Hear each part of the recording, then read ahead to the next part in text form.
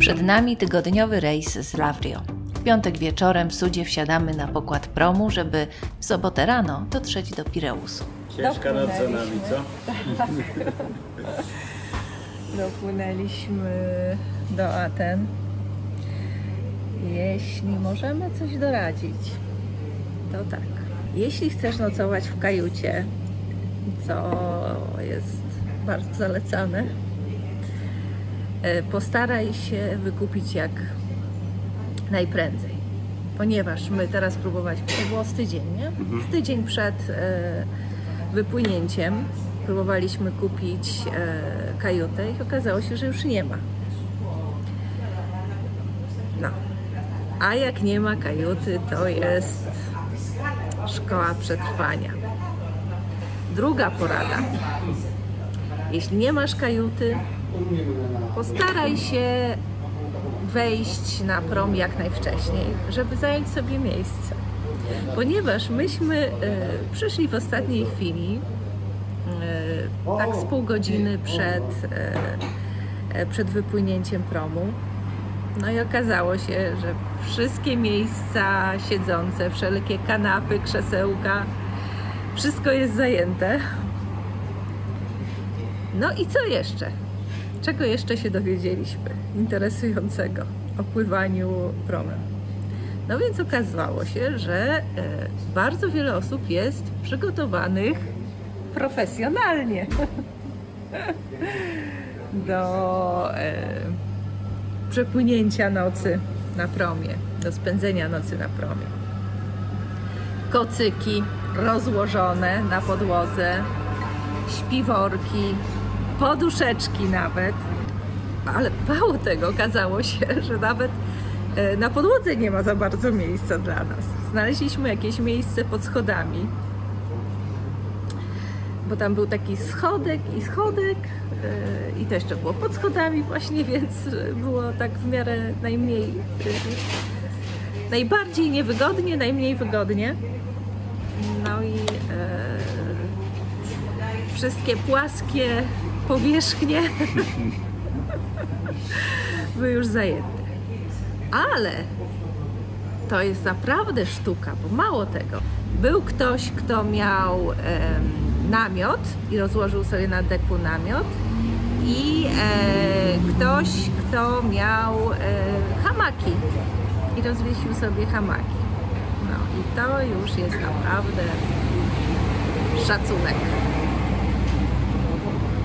No niemniej dopłynęliśmy.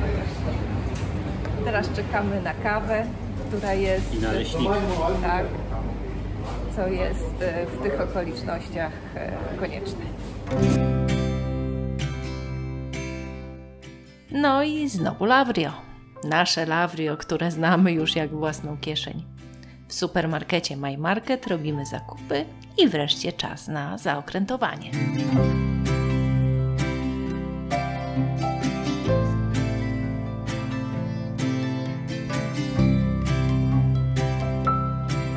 Mam wrażenie, że wszystko mi się zaraz wypali.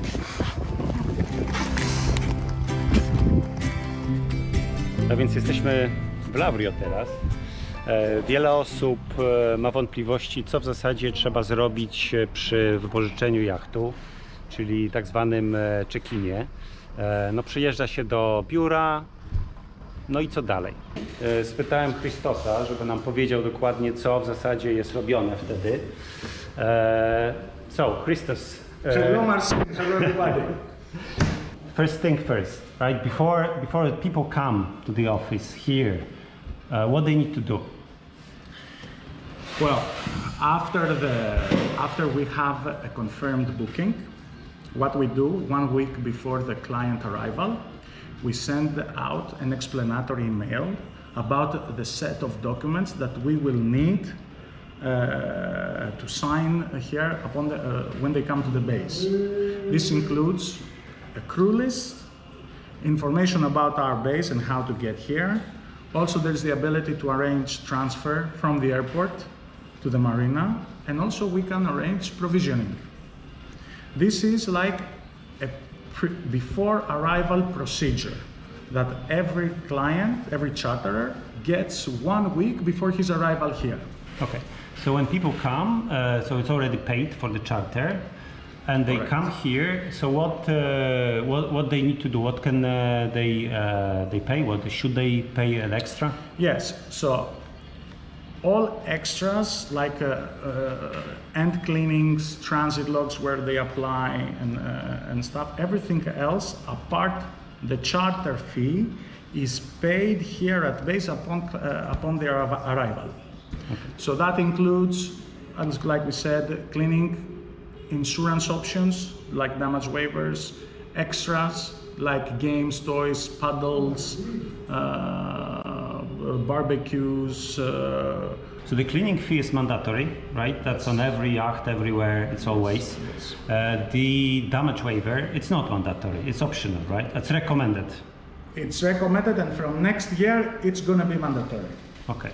So the cleaning and the waiver are going to be 2 mandatory fees that the client has to pay for every charter. Let's assume everything is paid. So there is some paperwork to be done. Okay. So Yes. what that is? Okay, so when the charterer arrives at the office, he must have with him his passport and his sailing license. Then the skipper, whereas the most of the times it's the same, the charterer and the skipper are the same person, you know, have to sign the contract, the crew list, and this set of documents, we submit them to the Port Authority. So they can allow us to depart. They can allow the charterer to depart. This is the set of documents that we give to the Port Authority, okay, along with the boat documents. On a second, like a second category of documents is the acceptance of the vessel, and of course the security deposit where it applies. The skipper needs to have a license, a skipper license. What about, is there any other person who needs some additional license? No, all crew at all times must have with them their passports. That's the important thing.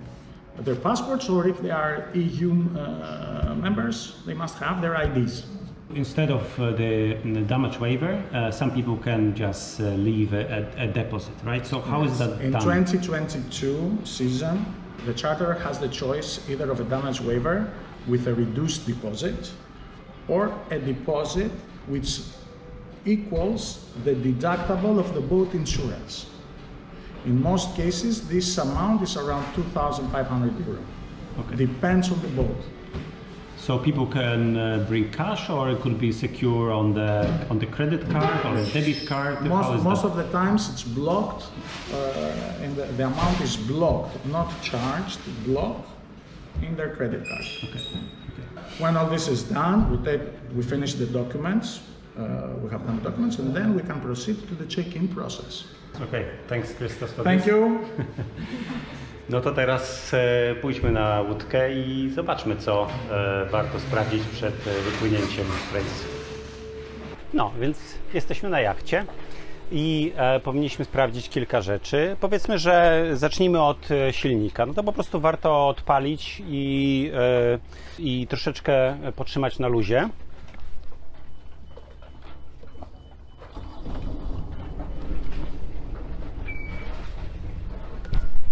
Silnik jest na luzie i tak potrzymajmy go minutkę czy dwie, po to, żeby troszeczkę się rozgrzał, zanim rzucimy bieg. Więc silnik chodzi, już teraz chodzi ze 2 minutki. Musimy się upewnić, że wszystkie cumy są dobrze przyczepione. Cumy rufowe przede wszystkim, jak i cuma dziobowa. Ja już to wcześniej sprawdziłem, więc wiem, że one dobrze trzymają. I teraz dajmy troszkę do przodu. No, ja chcę ruszyć, ale nie ruszy, bo go trzymają cumy. To samo możemy zrobić do tyłu, ale bardzo ostrożnie, dlatego żeby po prostu nie uderzyć w keja. Oczywiście musimy sprawdzić, czy są cumy. Najczęściej powinno być tak 3 cumy, czyli dwie rufowe jedna lub dwie takie długie cumy, w Grecji zwłaszcza takie żółte, które pływają na wodzie i one po prostu są w bakistach. Także otworzę bakistę i zobaczmy. Tutaj są cumy, w zasadzie tutaj są ze 3 cumy. No i jeszcze są cumy na brzegu. To zejdźmy do środka i zobaczmy kilka rzeczy. Na pewno trzeba sprawdzić poziom wody w zbiorniku i poziom paliwa w zbiorniku. Musi być 100%. Jeśli nie jest 100%, to po prostu trzeba będzie dolać. Ja właśnie sprawdzam, patrzę, zbiornik pierwszy w pełny, zbiornik drugi 3/4. To musimy dolać. Paliwo 100%. Ważna rzecz, żeby zawsze te rzeczy sprawdzić. Kolejna rzecz to podczas odbioru trzeba by się spytać, gdzie jest miejsce, w którym przełącza się zbiorniki wody, bo bardzo często po prostu zabraknie z jednego zbiornika, więc w związku z tym trzeba przełączyć. To są takie przełączniki, u nas to jest po prostu tutaj.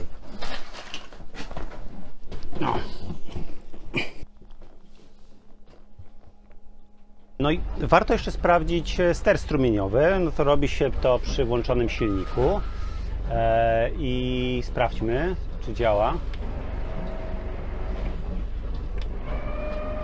No działa, jedzie w prawo, w lewo. Sprawdźmy również, czy jest gaz.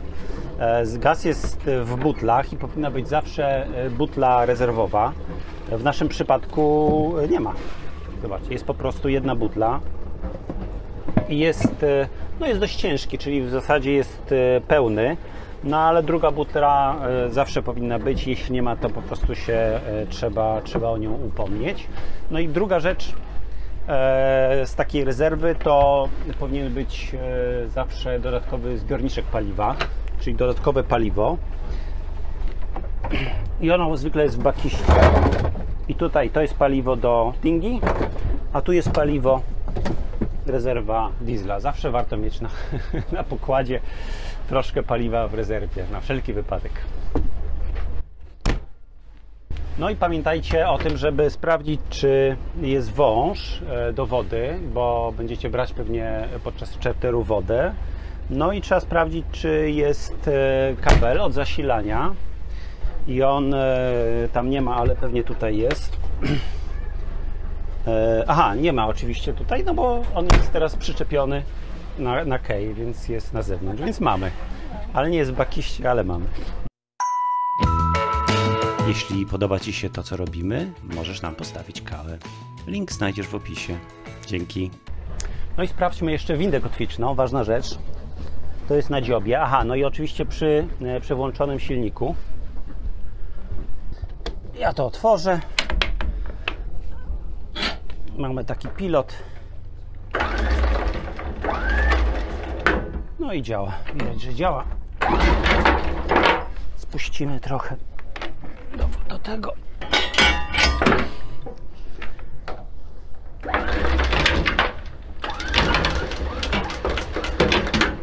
No, ważne, żeby działała, przydaje się w Grecji. Podczas odbioru warto sprawdzić żagle. My nie będziemy demonstrować tego, ale pamiętajcie, żeby rozwinąć genuę i grota. Zazwyczaj nie ma problemu. Można też nie rozwijać, tylko po prostu spytać się właściciela firmy, czy jest wszystko w porządku. Zazwyczaj po prostu powiedzą, jeśli jest jakiś problem. Można jeszcze sprawdzić dinghy, czy jest napompowana dobrze. Jeśli nie, to napompować albo po prostu spytać, czy przypadkiem ktoś nie przebił. Raz dostaliśmy dinghy nienapompowane po prostu, ale była sprawna, tak? Napompowaliśmy, było wszystko dobrze. No i na sam koniec warto sprawdzić, czy ploter działa. U nas to się włącza w mesie w środku, no i po prostu trzeba sprawdzić, czy działa.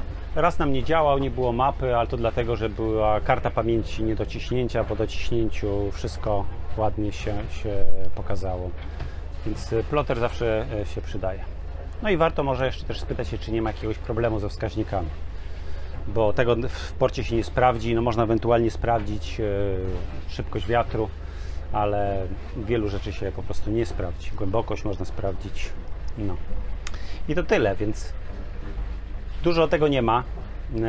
Warto sobie może taką przygotować checklistę na samym początku, sprawdzić szybciutko, no i wtedy możemy się czuć bardziej bezpiecznie. Z takich rzeczy, no nie wiem, gospodarskich można sprawdzić, czy wszystko, co nam do życia jest potrzebne, znajduje się na pokładzie. Na przykład kiedyś nie zwróciliśmy uwagi, że nie ma deski do krojenia. No taki drobiazg, deska do krojenia. No ale okazało się, że no jednak to się przydaje i jest troszkę kłopotliwy brak deski do krojenia. Takie drobiazgi zawsze dostarczą, kiedy się poprosi. Nie wiem, kawiarka, co jeszcze może? Kawiarka. Kawiarka, no. Kawiarka jest potrzebna, ja to lubię kawiarkę właśnie. Dla nas kawiarka jest No. potrzebna. A nie sprawdzaliśmy, czy jest.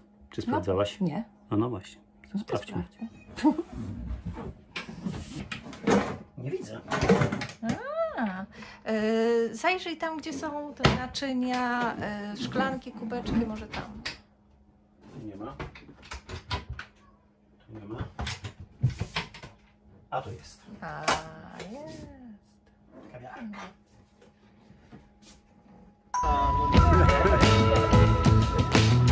Cześć, cześć. W następnym odcinku dołącza do nas załogant Krzysztof i ruszamy ku słońcu. The things I noticed. Cześć. Cześć, hej. Hello. To my pływamy.